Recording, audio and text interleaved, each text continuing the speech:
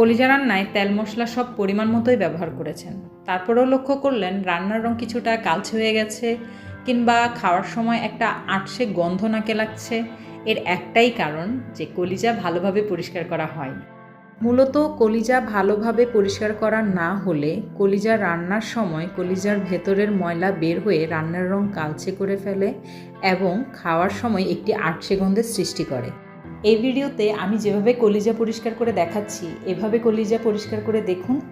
আপনার রান্নার রং মোটেও কালচে হবে না, এমনকি খাওয়ার সময় কোনো বাজে গন্ধ আপনার নাকে লাগবে না। তাহলে চলুন ভিডিও শুরু করা যাক। আর ভিডিও ভালো লাগলে আমার চ্যানেলটি সাবস্ক্রাইব করে নেবেন। প্রথমে একটি পাত্রে পানি গরম বসিয়ে দেব, পরিমাণ মতো লবণ এবং সামান্য হলুদ দিয়ে দিব। হলুদ ব্যবহারের ক্ষেত্রে সতর্ক থাকতে হবে, অতিরিক্ত হলুদ ব্যবহার করা যাবে না, তাহলে রান্নার রং কালো হয়ে যেতে পারে। পানি একদম ফুটন্ত গরম করে নিতে হবে। পানি যদি ফুটন্ত গরম না হয় সেক্ষেত্রে কলিজার ভেতরের যে ময়লা তা বের হয়ে আসবে না। পানি ফুটে গেলে আমরা এক এক করে কলিজাগুলো দিয়ে দিব। কলিজার পিসগুলো একটু বড় করে রাখার চেষ্টা করবেন, তাহলে পরবর্তীতে পরিষ্কার করতে সুবিধা হয়।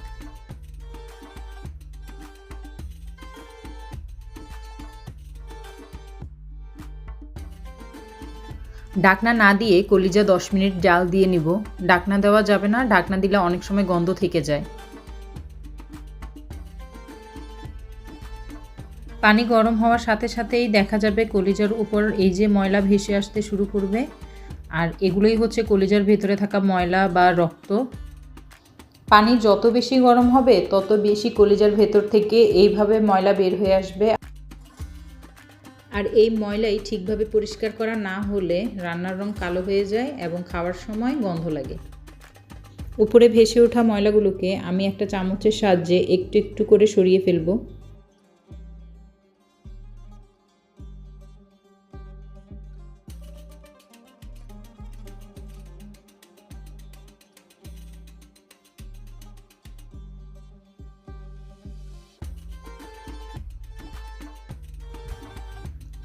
এখানে আমি যদি আপনাদেরকে একটা কলিজা উঠিয়ে দেখাই, দেখতে পাচ্ছেন যে কলিজার ভেতর থেকে কিভাবে ময়লা বের হচ্ছে। এগুলো কলিজার ভেতরে থাকা রক্তগুলো।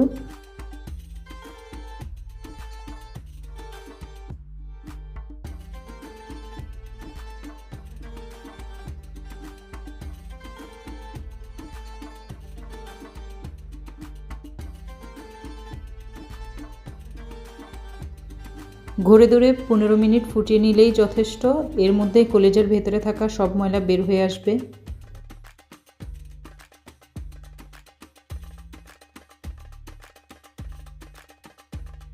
পনেরো মিনিট পর পরিষ্কার পানিতে কলিজাগুলো তুলে রাখবো।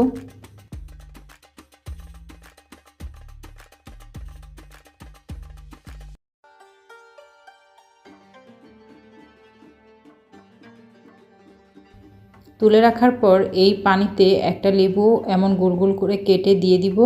তাতে কলিজাতে যদি আর কোনো দুর্গন্ধ থাকে বা খারাপ ব্যাকটেরিয়া থাকে এগুলো চলে যাবে। লেবু সহ পরিষ্কার পানিতে কলিজাটা আরেকটু নেড়ে চেড়ে পরিষ্কার করে নেব, কারণ দেখতেই পাচ্ছেন কলিজা থেকে এখনও রক্ত বের হচ্ছে এতক্ষণ গরম করার পরেও। খেয়াল করলেই দেখতে পাবেন কলিজার পাশে এমন একটি পাতলা পর্দা থাকে। আমরা এই পর্দাটা টেনে টেনে তুলে ফেলবো, আর এই কারণেই কলিজা একটু বড় করে কাটতে বলা, যাতে এই পর্দা তুলতে সুবিধা হয়। আপনারা চাইলে ছোট করেও কেটে সেদ্ধ করতে পারেন। এই পর্দাটা তুলে ফেলার কারণ হলো এই পর্দাটা থাকলে কলিজা হার্ড হয়ে যায়, কলিজা রান্না করার পর খুব বেশি সফট হয় না, কলিজার ভেতরে মশলা ভালো করে ঢুকতে পারে না। তাই এই পর্দাগুলো এমন তুলে তুলে ফেলে দিবেন।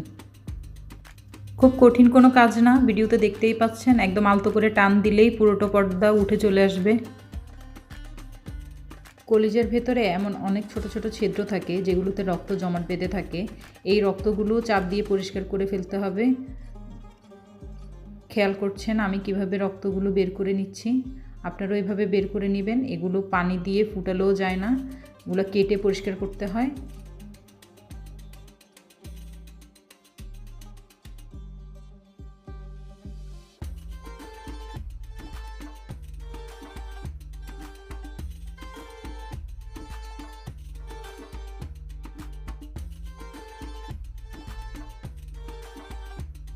লেবু পানিতে কলিজা ভিজিয়ে রেখে দিব 10 মিনিট। 10 মিনিট পরে পরিষ্কার পানিতে লেবু ধুয়ে নিব।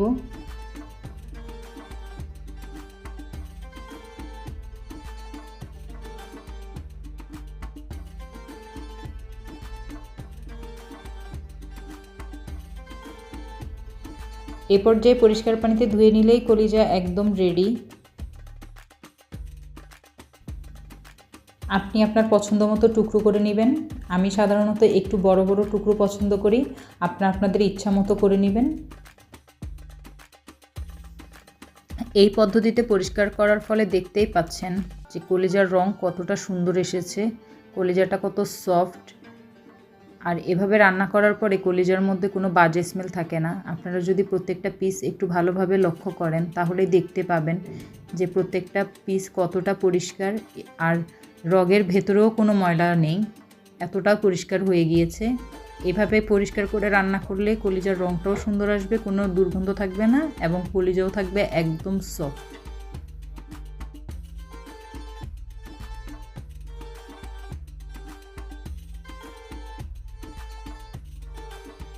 টুকরো করার পর পরিষ্কার পানিতে আমি এই কলিজাগুলোকে আরও কয়েকবার ধুয়ে নিব, কয়েকবার পানি বদলে নিব, যাতে আরও কোনো ময়লা যদি থাকে কলিজাতে সেগুলোও যাতে একদম দূর হয়ে যায়, কলিজা যাতে একদম পরিষ্কার হয়ে যায়।